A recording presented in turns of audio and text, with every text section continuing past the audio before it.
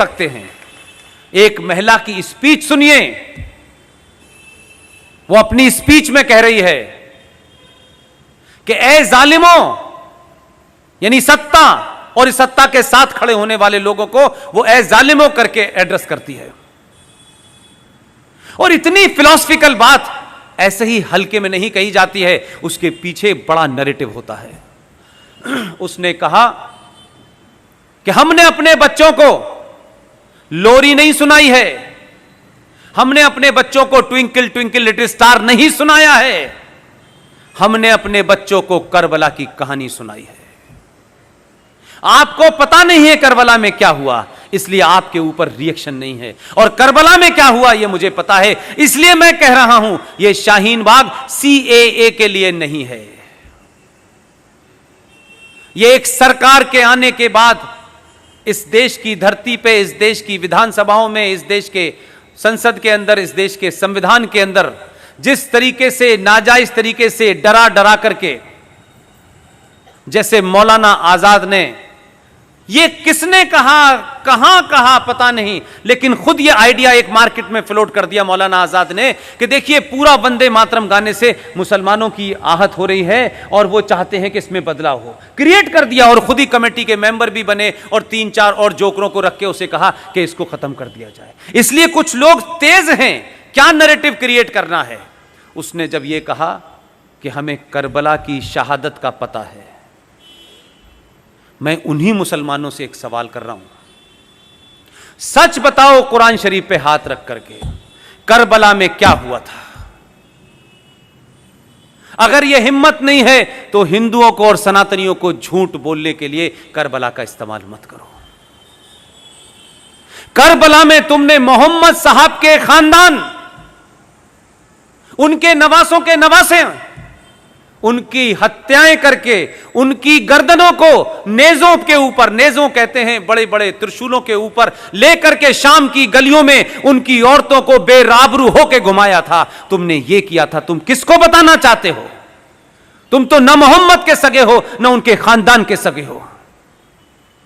तुमने तो उनके दामाद को नमाज पढ़ते हुए उनका कत्ल किया। तुमने तो मोहम्मद की बेटी के घर में आग लगाई और जलते दरवाजे में उन्हें मार के दफन कर दिया। तुमने उनके नवासों की गर्दनें काटी। तुम कहते हो कि करबला हमें याद है, तुम करबला के बारे में झूठ बोल रहे हो। आज ये ताकतें कौन हैं? ये वही ताकतें हैं जिन्होंने मोहम्मद के खानदान को मारा। इसलिए अबू बकर से लेकर के अल बगदादी तक एक ही सोच है, जो मोहम्मद के नहीं हुए वो हिंदुस्तान के कैसे हो सकते हैं? जो उनके नवासों के नहीं हुए उसके कैसे हो सकते हैं? हमको सिखा रहे हो? हमने तो, और हमारे डीएनए में तो राजा दाहिर सेन का इतिहास नहीं पढ़ा है तुमने, और मक्कार इस देश के इतिहासकारों ने पढ़ाया नहीं है, और हमें यह जिज्ञासा नहीं है कि हमारे पूर्वज कौन थे। राजा दाहिर सेन सिंध का आखिरी राजा था, उसका इतिहास पढ़ लेते, तब भी मुसलमान अपनी मुंह नहीं खोलता आपके सामने। मोहम्मद साहब के परिवार में नवासों के नवासे जो भी रह गए थे, राजा दाहिर सेन ने अपने किले में उनको छुपा करके शरण दी। लेकिन बदकिस्मती और ट्रेजेडी देखिए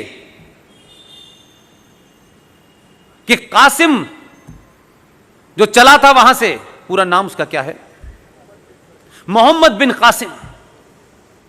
जो मोहम्मद बिन कासिम आया, उसने खानदान के खानदान मारे, मोहम्मद साहब के खानदान को मारा। राजा दाहिर उनके खानदान को बचाते बचाते, लड़ते लड़ते शहीद हो गया, लेकिन मोहम्मद के बच्चों पे उसने आंच नहीं आने दी। उस मोहम्मद बिन कासिम ने मोहम्मद के खानदान को मारा। पाकिस्तान का आज हीरो मोहम्मद बिन कासिम है।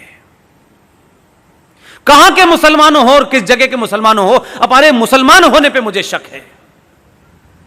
और मेरा शक इसलिए है, जो मुसलमान हैं पूरी दुनिया में, जो कुरान को मानते हैं, जो शरिया को मानते हैं, जो हदीस को मानते हैं, वो मुसलमान होने का पाखंड नहीं करते। तुम मुसलमान नहीं हो, तुम इस धरती पे मुगलों द्वारा अत्याचारों के सामने तुमने तलवार के सामने शलवार पहन ली थी। तुम कन्वर्टेड हो, इसलिए तुम मोहम्मद के बारे में नहीं जानते। लेकिन हिंदुस्तान में पॉलिटिकली मुसलमान होना एक फायदे का सौदा है। सत्ताएं डरती हैं, लोग डरते हैं, समाज डरते हैं, नाजायज मांगों को लोग मान लेते हैं। इसलिए तुम असली मुसलमान नहीं हो, तुम कन्वर्टेड मुसलमान हो। इसलिए तुम सही इतिहास नहीं बताते। तुम्हारा इतिहास मोहम्मद बिन कासिम से नहीं होता। तुम वो बुज़दिल लोग हो कि तुम्हारे पूर्वजों ने लालच के मारे या तलवार के डर से अपना धर्म छोड़ के मजहब में चले गए थे। मैं ये बात आपसे इसलिए कह रहा हूं, जब वो आपको डराते हैं, आप तलवार से डर जाते हैं, आप फतवे से डर जाते हैं, तो कभी आप भी तो उनसे सवाल पूछो कि पागलों और जाहिलों, तुम किसको डरा रहे हो? हमारे बाप दादा पुरखे तब नहीं डरे तुम्हारी उस तलवार से, तो आज हम तुमसे डरेंगे? तुम तो डरे हुए लोग हो, हमें क्या डराओगे यार? ये बोलना शुरू करा है आपने, इसीलिए इस देश में बड़ी उथल पुथल है। इसलिए लोगों को मोदी नाम की जो चीज है, ये कोई शख्स नहीं है, मोदी कोई एक इंसान नहीं है। मोदी 1000 साल के बाद 1000 साल पे सनातनियों पे 2 अत्याचार जो जुल्म हुए हैं, उस जुल्म को समाप्त करने वाली एक खुटी है जिस पे मोदी टंगा हुआ है। यह वो सोच है जिसके 7000 साल की तकलीफों को दूर करने के लिए हमें लगता है कि यह आदमी आया है, इसलिए पूरा देश उसके साथ खड़ा हुआ है और हर आदमी यह चाहता है कि इसको समाप्त करना चाहिए। इसलिए यह देश ने अपनी दिशा तय कर ली है। आपने टॉपिक बहुत अच्छा रखा है। अब मुझे और आपको, सौरभ भाई ने अपनी दिशा तय कर ली है, मैंने अपनी कर ली है। बहुत सारे लोग इस देश में, चाहे वो विवेक अग्निहोत्री जैसे फिल्मकार हों, वो भी बहुत पैसा कमा सकते थे 2 गाली देकर के भारत के सनातन को, 2 गाली देकर के देश के सरकारों को। वो भी क्या कहते हैं, उस लाइन में खड़े हो जाते जहां बहुत सारे राइटर और एक्टर हैं जो उनकी मर्जी के बगैर पैसा नहीं लेते, खड़े हो सकते थे। लेकिन विवेक अग्निहोत्री ने भी वही रास्ता चुना जो सौरभ भाई ने चुना, जो मैंने चुना। और उन्होंने रास्ता चुना इसलिए एक पिक्चर बनाई जिसका नाम है ताशकंद फाइल। वो देश की पहली ऐसी पिक्चर है जिसमें स्क्रिप्ट नहीं लिखा गया है, सारा डॉक्यूमेंटेशन है। कोई अपनी तरफ से उसमें नैरेटिव पैदा नहीं, सिर्फ डॉक्यूमेंट के आधार पर। और ये डॉक्यूमेंट भारत से और पूरी दुनिया से लाके बनाए गए। वही शख्स फिल्म बना रहा है कश्मीर फाइल। आप सब लोगों से मेरी विनती है, ऐसे लोगों को आप कैसे ताकत दे सकते हैं, यह आपको